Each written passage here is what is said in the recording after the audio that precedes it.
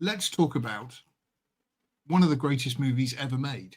Not just one of the greatest shark movies, but just one of the greatest movies ever made. I'm just going to find Sharknado. That's the one I kept comparing it to, just to be facetious. No, Hot Springs Shark Attack. That was an indie movie that I got sent, a Japanese movie. It was highly amusing. It was one of those films where it was utterly ludicrous all the way It's through. a title alone is highly amusing.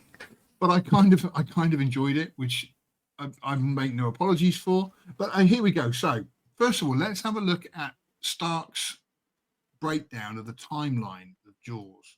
So Jaws turned 50 last Friday, the 20th, was it? I actually sat down and watched it again, even though it's been one of those films I've watched, many, many times.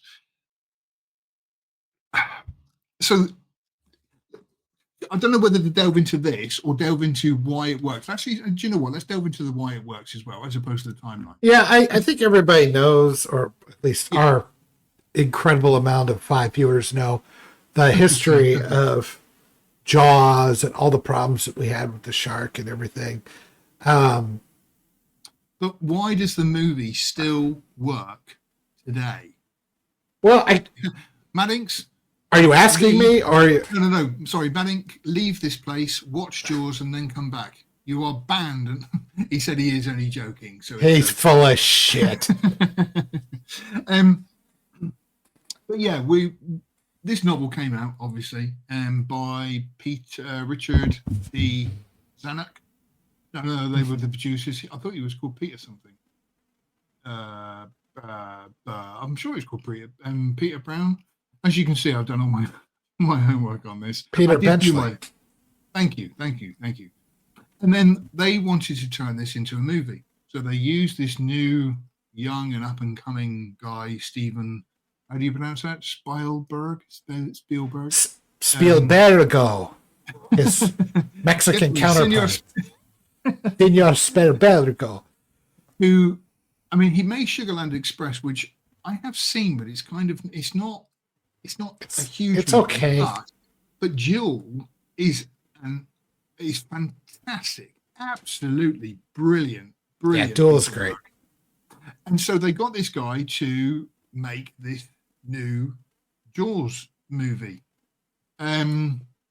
They chose the decision to shoot on Spielberg knew instinctively the movie had to be made on location.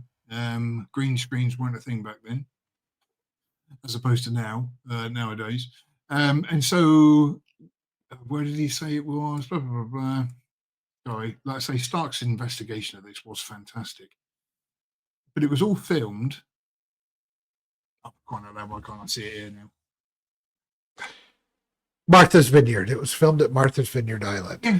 See, that's one of those places that I've heard of, but I've never it doesn't identify very well with me. Martha's Vineyard, you don't have the credit rating to even set foot on the island. Fair enough. Neither do I, for that matter. Everything was set in this wonderful, beautiful location, and everything like back with those movies when it was kind of, you had Badlands is based on stealth Starkweather. Thank you, Mr. Wendell. The non-union Mexican equivalent. Oh, yes. But everything back in those movies, like with the director of photography and everything else, everything was real. There wasn't all this fake green screen where actors are acting to nothing. Oh, I see. Right. Okay. Sorry. Thank you for that. Highlighting that. And the whole thing is visceral. The whole set of Martha's Vineyard was Amity, wasn't it? The island. Yeah, I mean, Amity doesn't exist. No. But what I mean is the whole thing existed in a real place. That it did. Yeah, it was all in Martha's Vineyard. Yeah. Which I don't know. I mean, you're getting into a lot of the technical details, which I admit are important to a certain extent. They add a layer of authenticity to the movie. But there's a lot of movies that have plenty of authenticity that don't have the staying power of Jaws, that don't have the classic part of Jaws. And in my opinion, the reason why is because it's not a shark movie. It's It starts out as a natural, a problem for a town, and bureaucracy and governments making stupid decisions and letting people get hurt. That could have been, you didn't inspect the elevators in the building properly, and now people are dead. We told you about, it could have been something like that, right? And then the second part of the movie is a hunt, a safari, right? And it's really about those three characters bonding and their various backgrounds. You have Brody, kind of the go-between, the voice of reason between Hooper and Quint. Quint is the working man, old guy, history. Richard Dreyfuss was that very scientific kind of person. However, Quint was, no, everything's done by feel and touch. I know, I sense these things. You mean Hooper? Hooper, sorry. Yeah. No, Quint even. I mean Hooper was a scientific guy. Quint was yes. Brody was just fucking kill the goddamn shark. I want my kids to be able to swim again. we need the beaches back.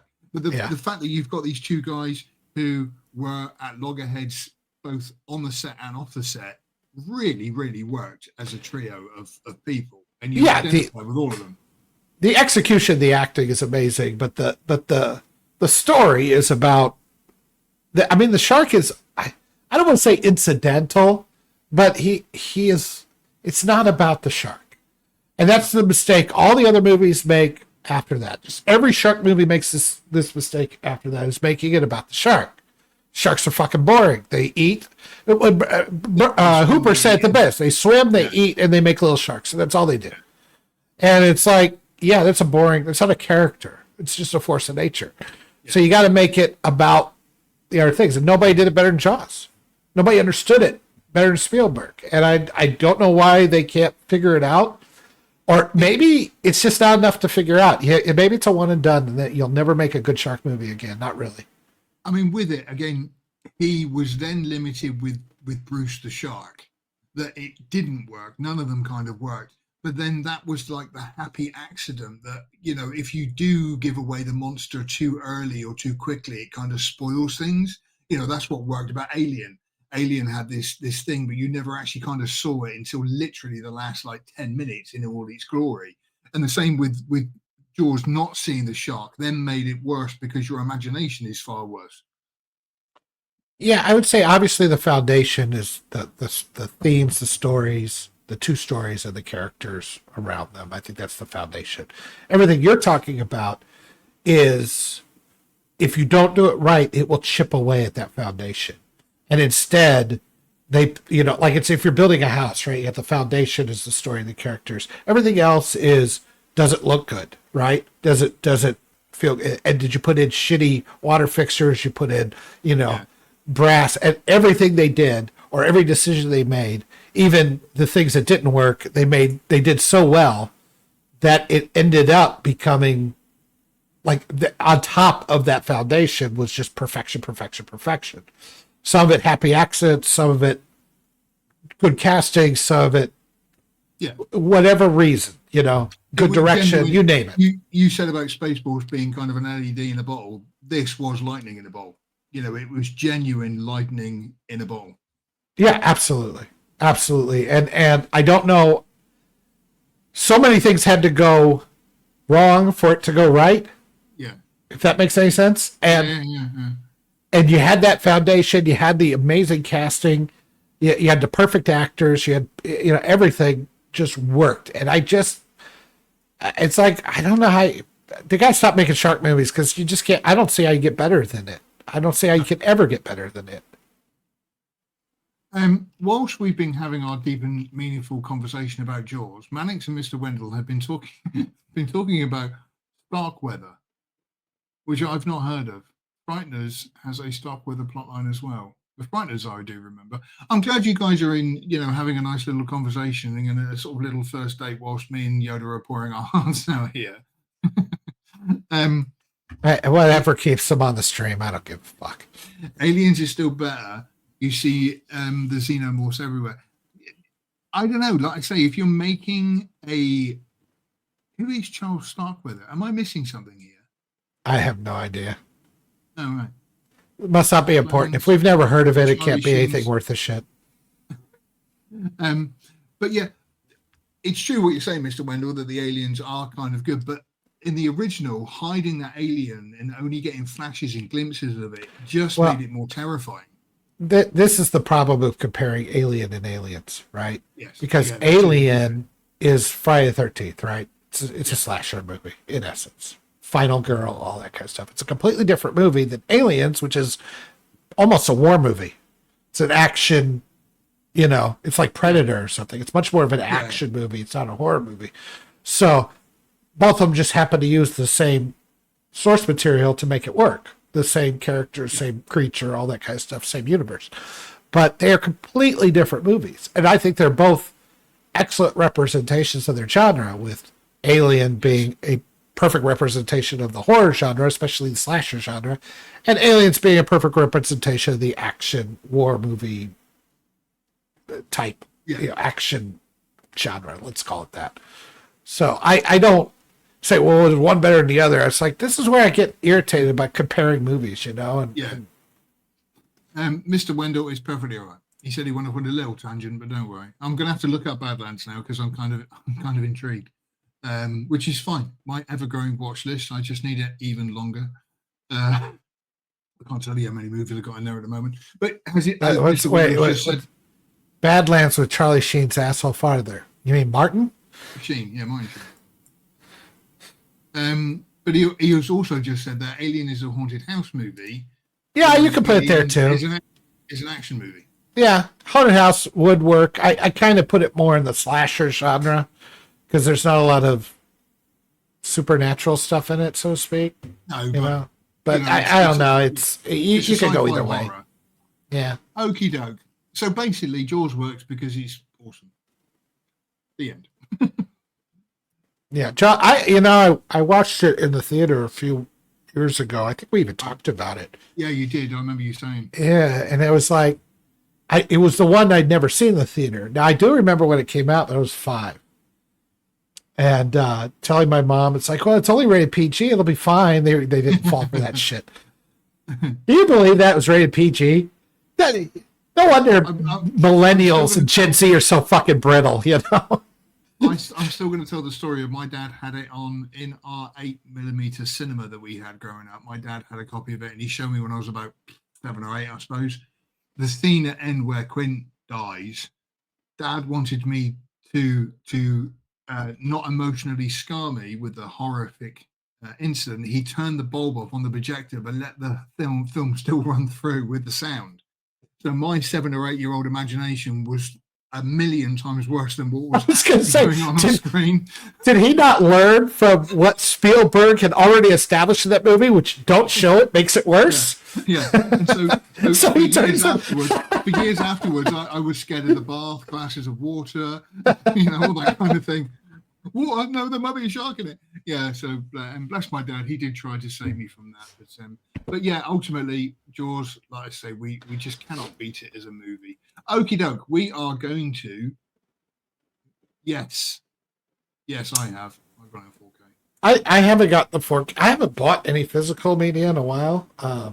There are certain films which you have to have in 4K, and that is yeah. I do get them in 4K. I have Plex servers, so sometimes I'll get them, put them on my own equipment. But right now, I just don't have the room to have a lot of physical media. Right. I want the quality.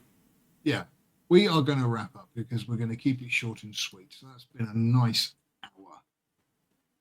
Firstly, thank you for everybody who's joined us. What it was is so nice. It's worth the upgrade, Phil. It feels just like the blue. But to be fair, I've got an old CTR TV, so I'm still playing stuff through a ScarLead. I'm really not. Black and white TV.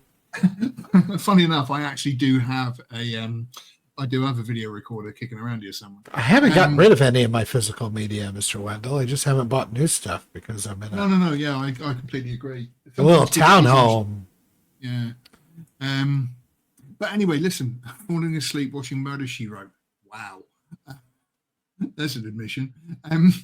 Watching Murder, She Wrote instead of us. God, But anyway, listen. I don't blame him. We suck. The live stream is now going to be back every Sunday at 6 p.m. UK time, 12 p.m. CST. And we're going to break them up so you can watch them sort of throughout the week and stuff. Please make sure you like and subscribe and share and tell everybody, because that's what everybody else says on YouTube. Yoda, any concluding words from you, my friend? Nope, just come to lastmovieoutpost.com. Our Twitter is @movieoutpost. He's @Boba Phil. I'm @Drunken Yoda 1. You can also reach us on Facebook at /lastmovieoutpost and Instagram at @lastmovieoutpost. Hey, just like the old days, I can rattle it off just like I used to. Thank God it's going down there in the banner and I can read it too. No, I did it all from memory. We still say Twitter. That's how old and that's right. We probably should change it and say X. Yeah. One thing we are doing, just to mention this, on the Last Movie Outpost, we are dealing now with more independent movies. And so far, some of them are absolutely cracking. So there's a whole link on the page. Let me just bring that up. Oh, no, not remove, you stupid boy. Add to stage. There we go. If you go to the Last Movie Outpost indie page, I've been reviewing some really interesting movies. Did an interview with a guy called Matty Hannon, who's got a movie out at the moment. It was fantastic.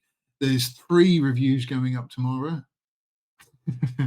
And so, like I say, yeah, there's quite a few independent movies, which we're finding is a lot more interesting. That review 2-1 was an absolutely belting movie. So was Ugly Stepsister. So with it, like I say, make sure you check out the Last Movie Outpost for all of your movie news, reviews, and everything all about film. Thank you, everybody. Well, Phil, can I throw out one more thing? You've been nailing it with the interviews, and there's a lot of interviews, especially the last Starfighter, where you got Mary Stuart Masterson and Lance Guest. So well done with that.